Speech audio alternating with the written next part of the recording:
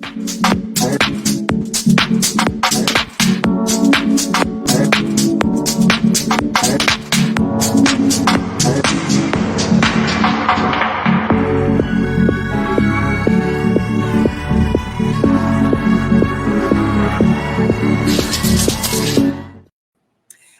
my Crystal Loves Texas family. Thank you for joining us tonight. And we got a really, really exciting show for you tonight. I want to welcome, of course, my trusty sidekick who's here every week, Miss Rebecca Williams. Hi. Hey, And- Facebook family and everybody. Yeah, not just Facebook family. I know, everybody. We got all of our family here tonight.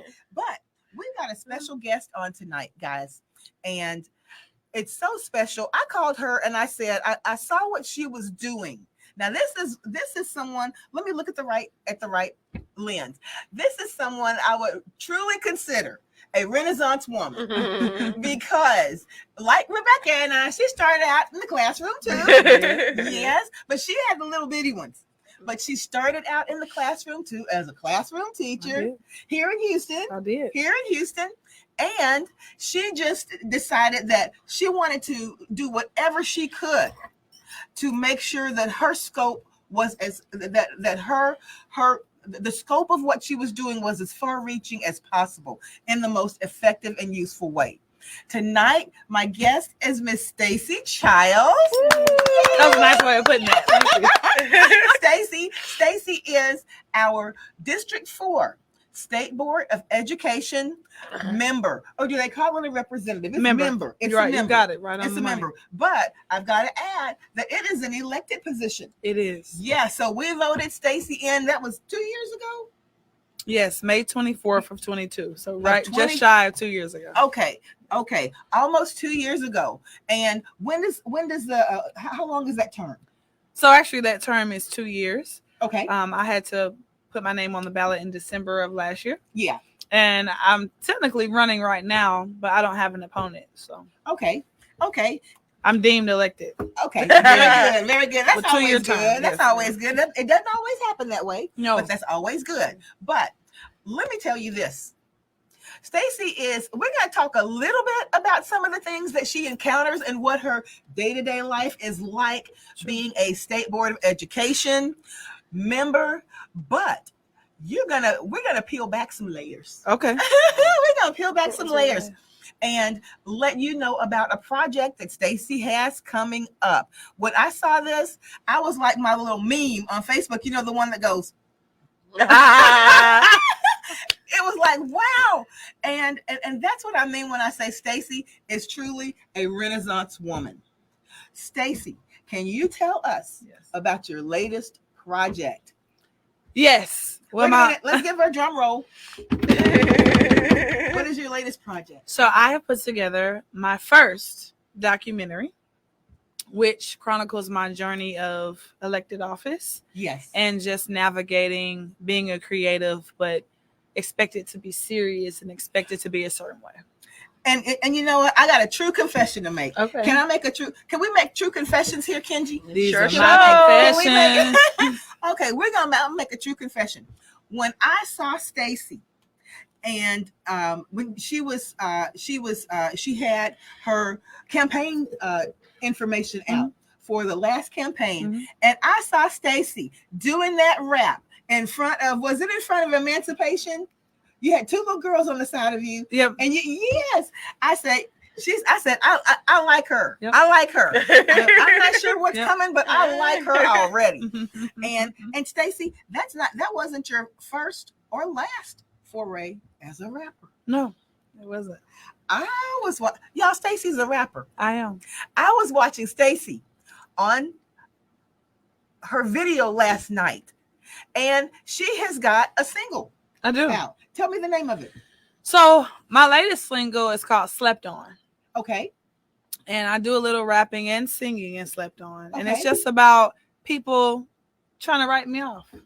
People thinking, oh, that's just Staci. And it's like, okay, keep sleeping on me. You'll see what happens. Oh, wow. Okay. And there was another one too, when you were talking about being sad. Mm-hmm. And this is something I think it's so important for people to see you in the position that you're in, Mhm. because not only were you a teacher in the classroom, but you are transparent. Mhm. And Staci, we all know this, but a lot of times when people see certain people, they say everything must always be good Mhm. for that person. Everything, I bet they never have a bad day. Her makeup is always right. Mhm. Her hair is always right. She always looks the best. She always says the right thing at the right time. Mhm. Is that always the case? Of course not. Usually it's not the case. And that's one of the things that you delve into Mhm. in your documentary that's coming up. So Yeah. tell us a little bit about what we can expect. Woo! You want the ugly truth or a pretty lie? No, I want transparency, Okay. because what I told Staci is that if it's not, I know it's probably already sold out, but we want to pack the house Come on, at that theater. And tell us, first of all, and we're going to say it 2 or 3 times please. during the podcast, but tell us exactly when your premiere is, Okay. and how people can get to see it. Yes, it is next Thursday, 222, February 22nd, at the Deluxe Theater in Houston, Texas, at 7 p.m. You can go to all my social media pages and click the links for tickets.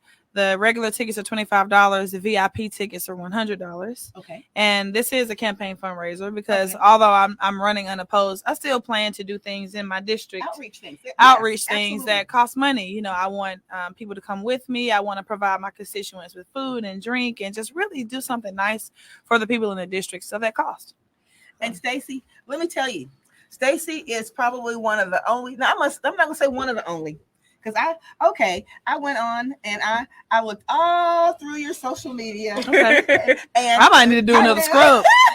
You were lurking. You were lurking. No, Yeah, you were. But you know, You were lurking. Let me tell you. Well, yeah, because I want to know something about the guests when they come on. Okay. I knew Staci before. I knew some things about her, Mhm. but I didn't know a lot.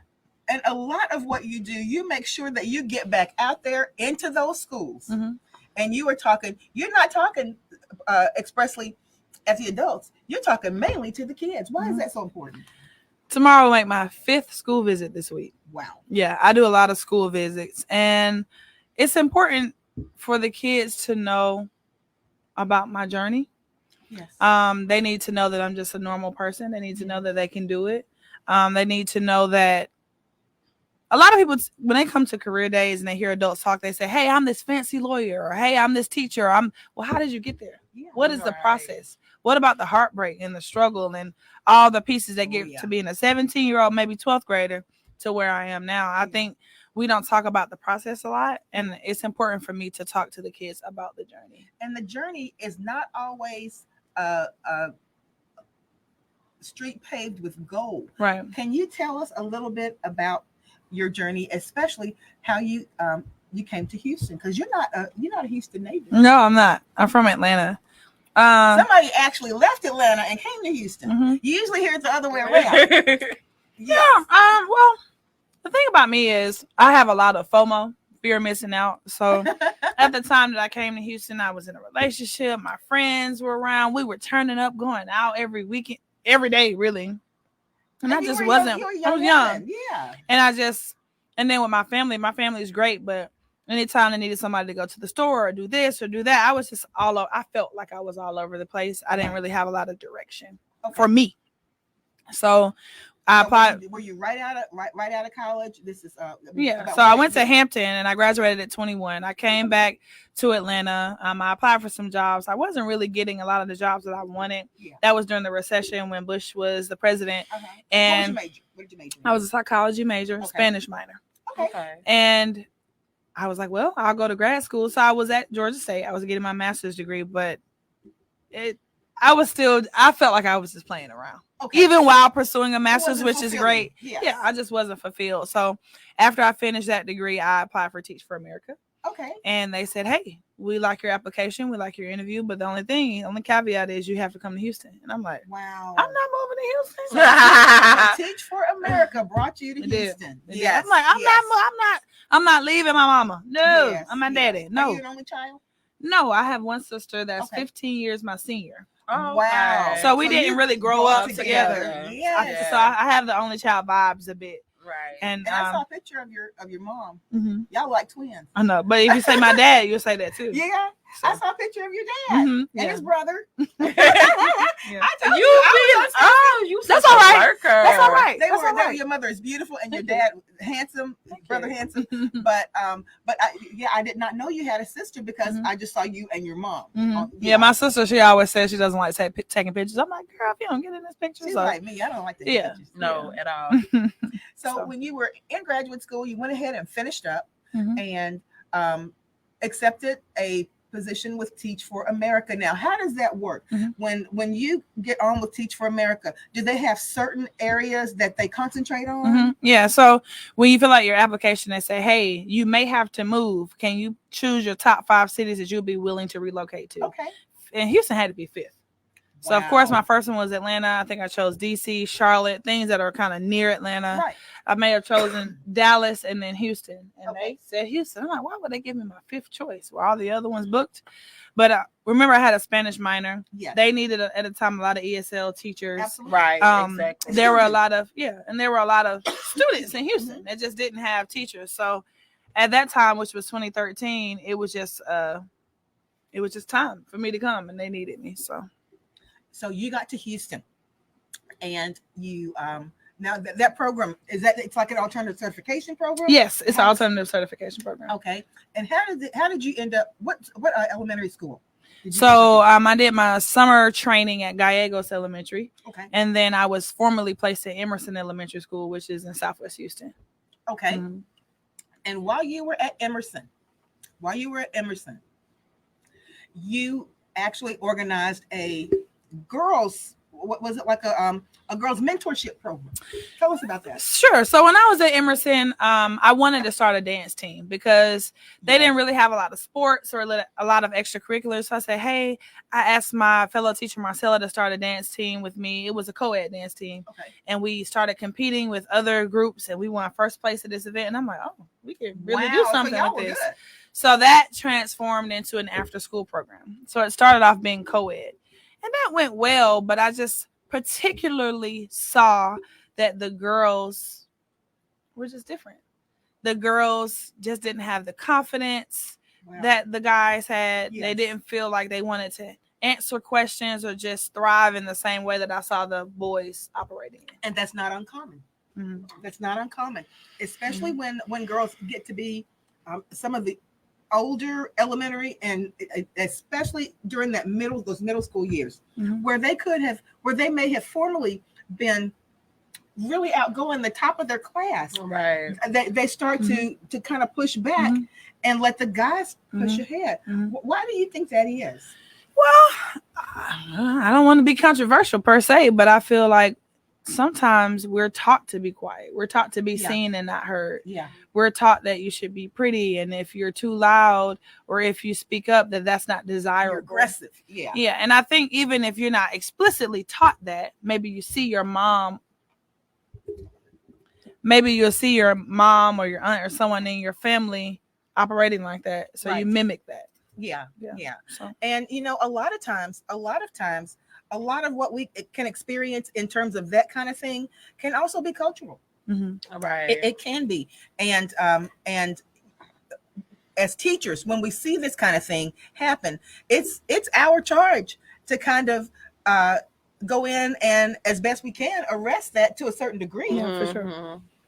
So, I agree. Staci's teaching at Gallegos, is that right? At Emerson. Staci's teaching. How long were you at Emerson? I was at Emerson for 2 years. Staci's teaching at Emerson. Things are going great. The dance team is winning competitions. And there was something in you, a little bit unsettled, where you knew that you could do some things that were a little bit or make a little bit more of an impact. Mm-hmm.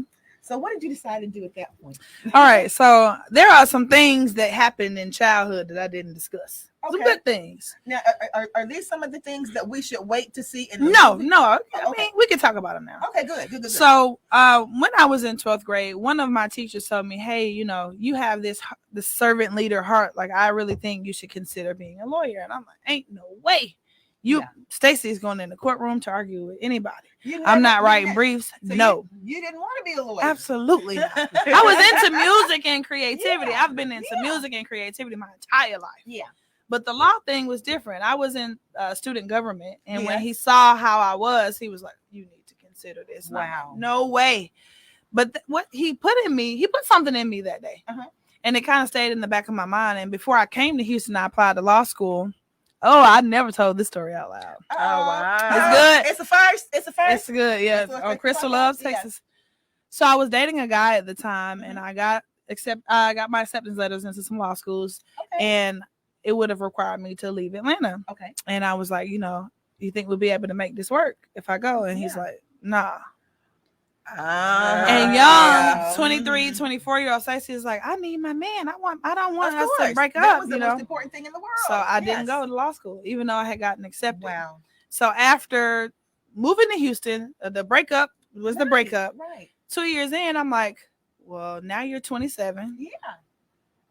Why Teach for America commitment is over? Yeah. You can continue to teach. You're good at it, Staci. But what about that part of you that you ignored those years ago? Yes. Why don't you do it now? Right. Something was pulling you. Something was pulling me. And I love teaching, and I still love teaching. Yes. I think that's why I still do the school visits. Yes. But I saw students getting wronged in class and just things. I was like, that's not right. That's right. And I saw teachers going through things, and I'm Yes. like, this is not right. And I tried to organize with the fellow teachers, but sometimes you want to just get your check and go home. You don't want to ruffle any feathers because you have families to feed.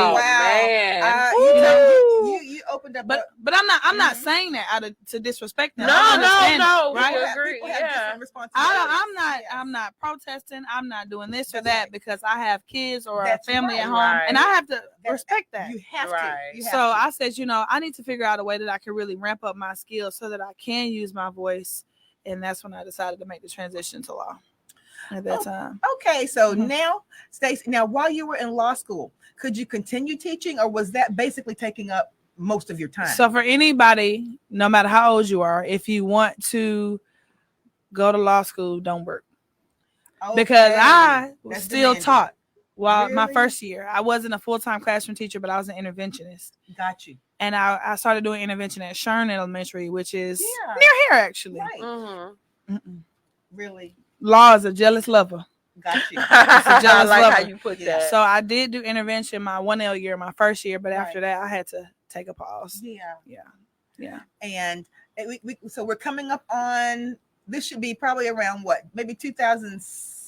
Yeah, 2016. 16. I had finished my first year law school, and I got an opportunity of a lifetime to go work for the Obama administration Okay. All right. while I was a 2L, is what they call a second year law student. Yeah. And that required me to take off some time from school, in a sense, to go work for his administration. So I moved to DC Yes. And how long were you in for about DC? 6 months, Okay. June to December of 2016. But that's like a baptism by fire. What an awesome opportunity. It was amazing. Good grief. It was amazing. I loved it. I met so many people, Yes. like-minded people, Yes. right? Including President Obama and First Lady Michelle Obama. Yes. And I was just humbled every day, meeting people across the country who cared about education, who cared about teachers, who cared about things that we Yes. talk about every day. And then It you was were fun. in Chocolate City. Like, Yeah. DC is one of my all-time favorite It's good. cities. It's good. So just being in DC, even though the cost of living is ridiculous, but Yeah. It's- No, it was fun. yeah. No, but it You was know fun. what? And the thing it's about it super is, when fun. you got other people, there was probably other 2Ls there, Mhm. and my person's right over there, Kim. But there were probably some other 2Ls there, and you all got together, and it's interesting how you when you are with like-minded people. Things may be expensive, people are having a hard time, but you get together with other and people, you make it work. You make it work. make We it took work. turns. Yeah, we took Yeah. turns on who was going to buy food that That's day. right. I know some of us had housing issues. We were all, just making it work. You do. We were Right. making it. We But made the it work. opportunity, I mean, it's the kind of opportunity, like you said, it's an opportunity of a lifetime, and you make it work. Mhm. Mhm. So, Staci, you graduate from law school. Yeah. Okay, you still. And where did you go to law school? I went to Texas Southern University, Thurgood Marshall School of Law. Okay, and that is I'm not trying to be brand. That's a 3-year program. Yes, it's a 3-year full-time A program. 3-year full-time program. Don't try to work. Please okay? don't work. Don't try to work. Don't do it. It's a 3-year full-time program. You graduate from law school. So at this point, are your parents saying, Staci, you need to come back? Or yeah, every year they still say that. Yeah, every year it's like come back. When are you coming back to Atlanta? I'm an elected official in Texas. You still want me? Well, when you finish with that, can you come back? So that's not gonna change, and I appreciate that. So Staci goes to law school, and Staci graduates, and she decides to go ahead and stay in Houston. Mm-hmm. When you began looking around you, and especially coming out of the classroom, mm-hmm. and you saw a lot of the things that were happening in Houston, in education, the direction it was going, the way that things, the challenges that it was having, Staci looked at herself again and said, I think my impact may be able to be a little bit more far-reaching. Yeah, so, there were a few steps in between that, though. So tell us about it. So after I graduated law school, I didn't know if I was going to pass the bar exam, right? So I decided to go back in the classroom even after graduating law school. So I got my JD, I studied for the bar, took the bar, and I went back and I taught 5th grade for a while. And I told my students, look, I'm trying to be an attorney. Let me tell you what law is all about. I had to take this big test. I should be getting the results mid-semester. If I pass, I may not be your teacher anymore. They hate it when you say that. Yeah, but I told them first day, good. I try to set the expectation. So when the bar results came, they were with me. I actually opened up my score in front of them. I have the video somewhere, but I couldn't leave them. And Staci, I love the way you document everything. Yeah, you document it, and those kids are right like there. Like a true attorney / teacher. Yeah. Because you can never. I mean, you have that for posterity. Mm-hmm. You know, you can look back on that. And when you opened up those results, they were there. They were excited for me. It was hard for me to work the rest of the day. I'm surprised they didn't let me take off the rest of the day. No, you could have. But they gave me something. The school gave me something, and I stayed for the rest of the year. Yeah. And even after that, I stayed for a little while. But I transitioned to law. I had some struggles because 2019 I started working and I got laid off because of COVID. Yes, and that's a lot of people's story. I just started taking cases on my own, and I realized, oh, we're messing up K through 12. This is the result of what happens when you don't get a robust foundation K through 12. You end up in this system. Yes. Not just the criminal justice system, even like in family court. And you know what, Rebecca's done a whole lot of research on that classroom to prison pipeline. School to prison pipeline. And and the thing about it is, you don't hear about it a lot, but it is so real. Mm-hmm. It's so real. And Staci, we were talking the other day, one of our last podcasts, about how you feel, and with you being an elementary school teacher, you understand this too. When you sit and watch the news and you see that something has happened, and even if it's subconsciously, you're praying, please don't let that be the name of one of my students I heard. Please don't let that be the name of one of my students. Of course. And the actuality of that is that it's such a real occurrence that, I as a teacher, I don't want to have to watch the news and that's the first thing that runs across my mind. Of course. There was actually a school shooting at my high school today, like 2 hours ago. So that's scary. In Atlanta? In Atlanta. Wow. Yeah, it's scary. 4 kids were shot at my high school. Oh my goodness gracious. Just 2 hours ago. Yeah.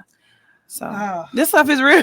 It's very, very real. It's real. And we didn't even hear about this kind of stuff, not to this degree. No.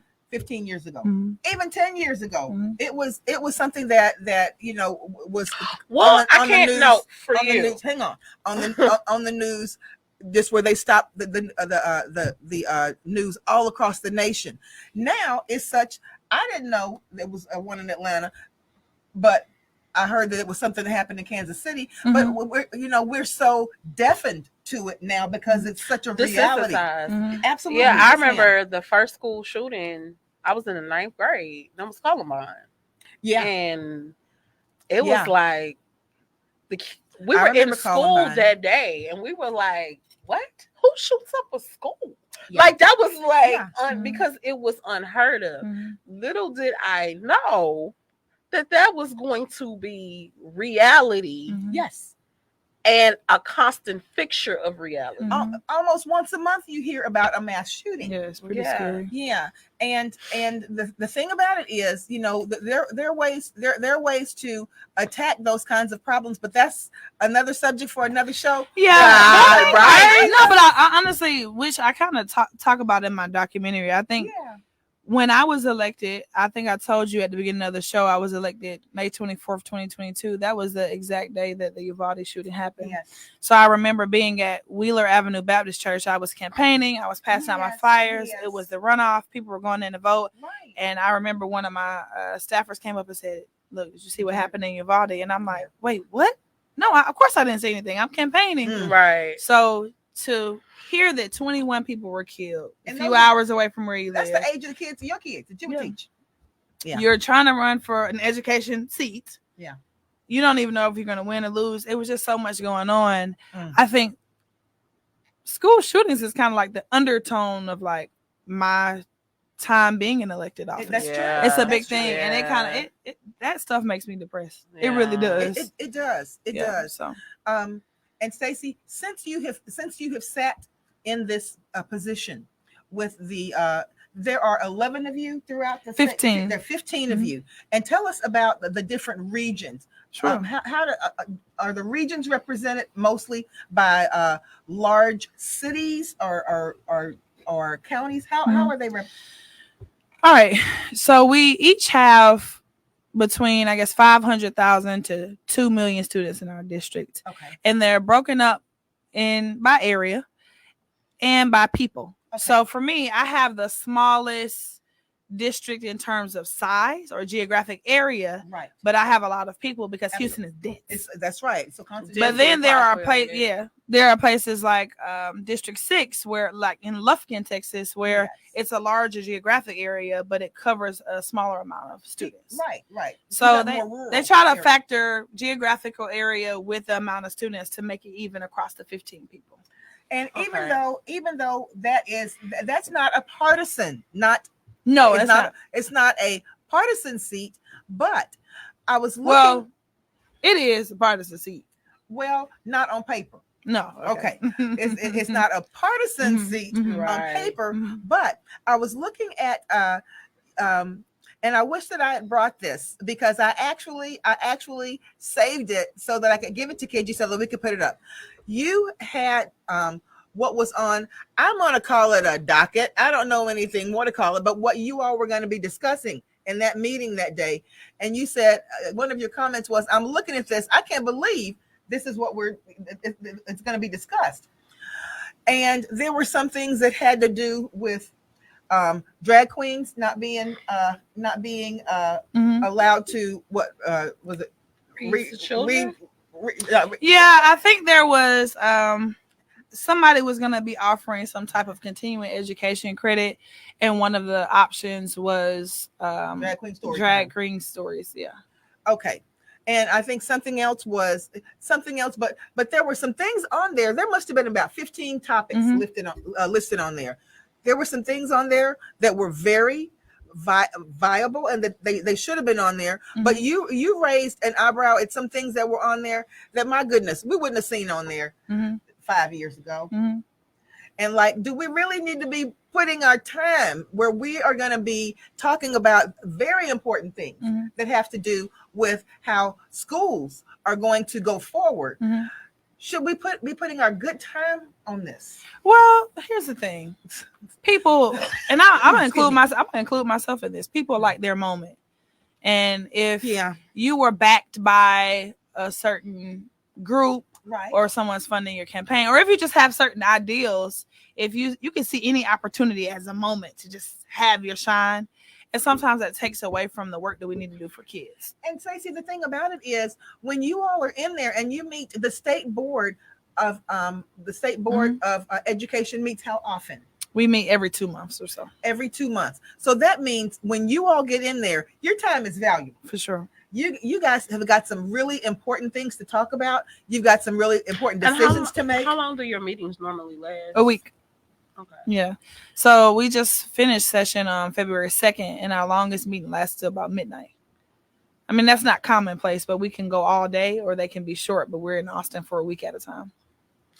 Yeah, because it was one video that came across the Facebook feed of you having a very interesting conversation with the educational commissioner. And I found it very, very interesting. And I think you know what video I'm talking about. Well, you gotta tell us what you're talking about. Okay, so Staci is in session, I guess. Yeah, I can say she's in session and she's having a conversation with the educational commissioner, who, for those of you that don't know what the educational commissioner is, he's pretty much over K through 12 education in the state of Texas. I don't think colleges and universities, right? Okay, but just K through 12. I thought so. And the exchange that Staci, one thing I will say about this lady right here, she does hold her own, guys. She doesn't let anybody intimidate her. Right. And I love that. Okay. I'll allow it. But she was having a very interesting conversation with this, with the educational commissioner, and brought some things to his attention, whether he wanted to acknowledge or seem to have no knowledge of. Okay. So real quick, I just want to hit on that. So one of the conversation that she brought up was the teacher shortage that was going on in a particular district. Right. And she was very concerned that it was 600 plus, even though the numbers have significantly gone up since then. Right. But she was concerned about the 600 plus teachers that were quitting this particular district in the Houston area. And of course, he answered, well, I've sat on a school board in another city for all of these years. 600, that's nothing. And then she was like, but in January? But in January. And then he goes on to say that he doesn't have the data in front of him, and I looked at it as an observer as being dismissive instead of him just addressing what it is. It was like, it happens. Well, let me say this. As any school system in this day and time, any school system needs to be very, very curious about large numbers of teachers leaving, simply because we don't necessarily have the numbers to replace them on hand. And when you have a teacher shortage, now teachers leave for reasons. All these people aren't retiring. Teachers leave for reasons. And when teachers leave and there aren't people in line to replace them, then that has got a very significant and surmountable trickle-down effect that is directly related to your child's education. And let me say this: 90.3, I believe 90.3 is the number. 90.3 of people in America, as of the last election cycle, had been educated by a public school system. That is going to be the lowest that it's ever been. And let me tell you why that's the lowest that it's ever been. Because right now we have more private schools and other types of alternative education situations. So prior to that, it was even more, looking closer to 98% or 97%. So most of the people who are making these decisions, who are dismissing teacher shortages, who are saying that teachers don't need to be certified or they don't need the education that teachers need to have in order to be successful in that classroom in the long term, that's a dangerous button to push. Because public education, since Horace Mann, public education has been here and it needs to continue to be here, because that is going to be the only education that some people are afforded. And one of my questions to you was, what was, if you can recall, because I know that was some weeks back, but if you can recall, what was going through your mind as you was having this conversation? Good question. So, this is a good question. It is, and I don't want to sound cheesy, but it is my desire to be a good statesman. It is not my desire to just get cool points on Instagram. That's right. By being a good statesman, that means I have to work with Republicans, Democrats, white people, black people, gay, straight, blah, blah, blah, blah, blah. That's right. And you got to concede sometimes. That's you right. have to step up sometimes. It's that political dance that I'm learning how to do. Right. Part of that is I don't want to piss the commissioner of education off. Yeah. I don't want to piss him off. I'm not going to kiss his butt either, right? So I have to be stern and speak on behalf of my constituents, but at the same time have enough respect and grace and kindness so that he won't write me off. Exactly. So I'm thinking all of that in my head while I'm asking him a straightforward question, and I was being gaslit. Right. I have a lot of respect for Mike Morath. I do not envy him. I do not want to be the commissioner of education because I know it's hard. However, don't gaslight me. Right. 21,000 people voted for me to ask you these questions, and I expect answers, and I don't expect to be gaslit. And that's what happened. At the same time, I want to have this level of respect for him and kindness so that when it's my turn to ask questions, the people in Houston don't get answers because he's written me off personally. And that's what's going through my head. And here's the thing, and I want people to know this too. And Rebecca, we spoke about this last week because I'm one of the teachers who's no longer with the district. Mm-hmm. My reasoning was something personal, but it doesn't matter. I'm no longer with the district at this time. But I can say this: there have been what we as, and I'm speaking especially to the teachers now, what we as and to the regular citizens in communities who have children who will and have attended public schools.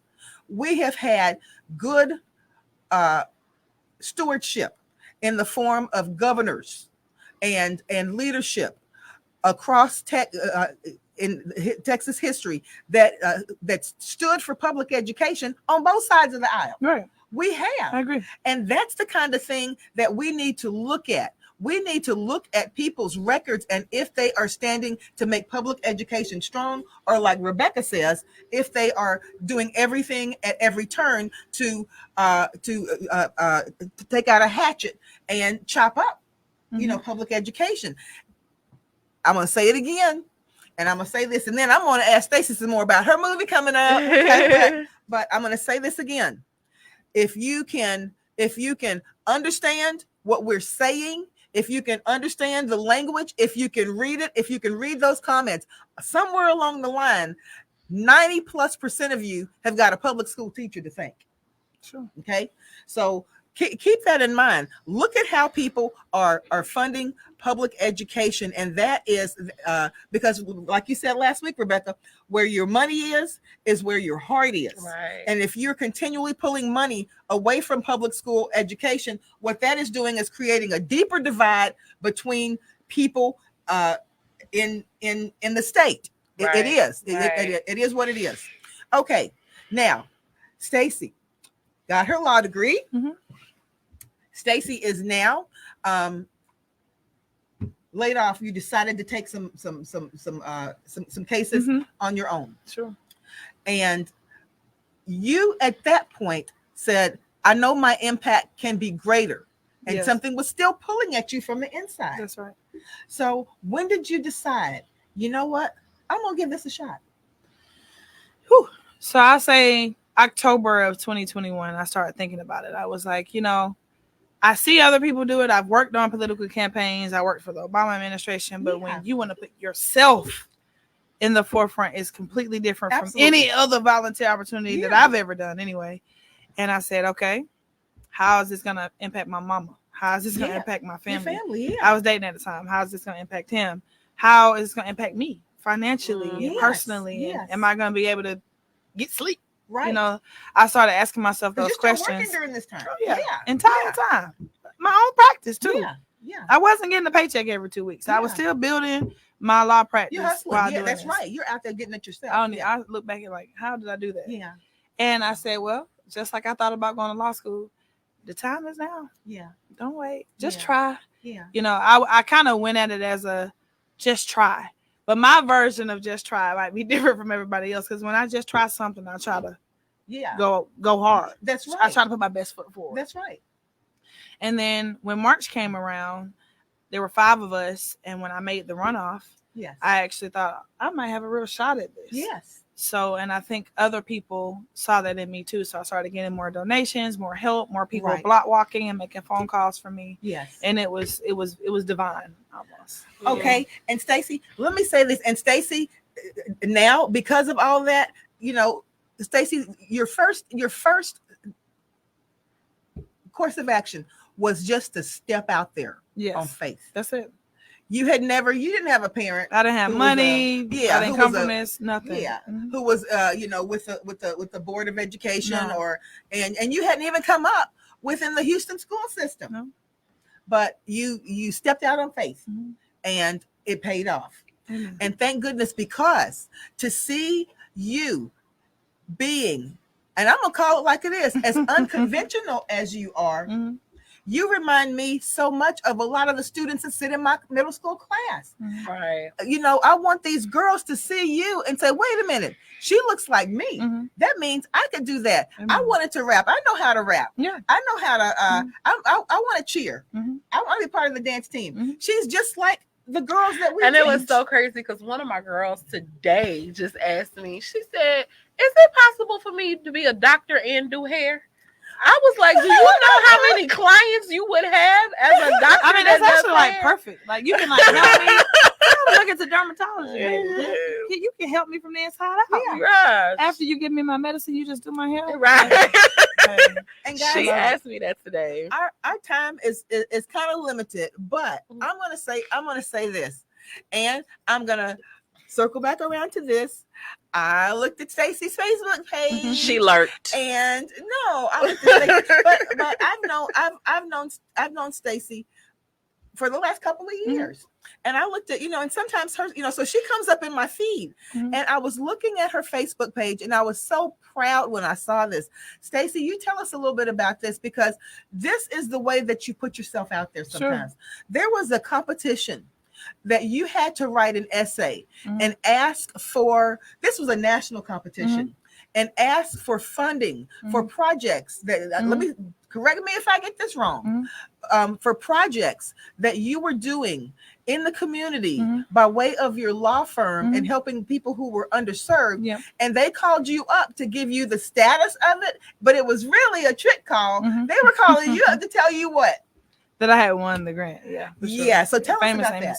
Okay. So Famous Amos, as you all know, he has the cookies, yes. The recipe. Well, Famous Amos, Willie Amos is his name. He went through challenges himself as an entrepreneur. Yes. So once he got back on his feet, he said, I'll always dedicate a little of my money to other entrepreneurs that need help as well. Yes. So they've created this competition to help Black entrepreneurs kind of start their businesses. Okay. So I sent in this video, which was a pretty good video. Yeah. And from there, I made the finals, and they said, hey, what will you do with this money if we give it to you? And I was frantic. I got some people to help me write the essay. We had to submit it. And they contacted me, and they told me that this was the second round interview. Yes. So I'm nervous. I put on my best yellow dress because I represent Sunnyside Legal. So I had to look sunny, have my hair looking nice and all that. And what gave it away, because I'm into like spirituality and God and the woo-woo. What gave it away is the man that led the call's name was Bernardo. And my late father's name is Bernardo. Wow. And like, I don't really meet a lot of Black men named Bernardo. No. So when I saw that the guy that was leading the call had my dad's name, I'm like, okay, wow, something's about to happen. Yeah. And I was like, I'm just so happy that you have my dad's name. And he was like, oh, maybe it might mean something. So yeah, I was able to win a lot of money at that time to help keep my business afloat. Yes. Because you have to remember, August of 22, I was fresh off that election. I was like flat broke. Yes. And I'm going to be very candid because I love these people. There were 2 people on my staff. Yes. And around the time of my election, I didn't have that much money to pay them as much as I was paying them every week. Right. And they were still working. They said, look, can you give us around the time that we're going to get paid? Like, can you give us a certain day? And I said, maybe on this day, but I don't expect you guys to work for free. That's right. I'll just have to do it myself. And they're like, no, we believe in you. Yeah. And they kept working. Yeah. Wow. So that's why I was so emotional on that call, because law is okay. But what I love more than being an attorney is the opportunity to bless women and men with like opportunities to work, opportunities to be attorneys, or maybe like get their feet wet in it. I really take that to heart. I really like employing people. That's the best part of like my job, giving people opportunities. So when they said, we'll work for free. That meant a lot to me. And you better believe when I got that money, I know that's real because I gave them like you wouldn't have had them employees that no, day, I know, but I gave them lump sums, Yes. and like one of them awesome. is actually an attorney now. Yeah. Okay. She was a paralegal at the time. She was studying for the bar, so she's working now as a lawyer. Yeah. And then the other one actually still works with me. Is that the one that you went down to see her, get her in in Austin?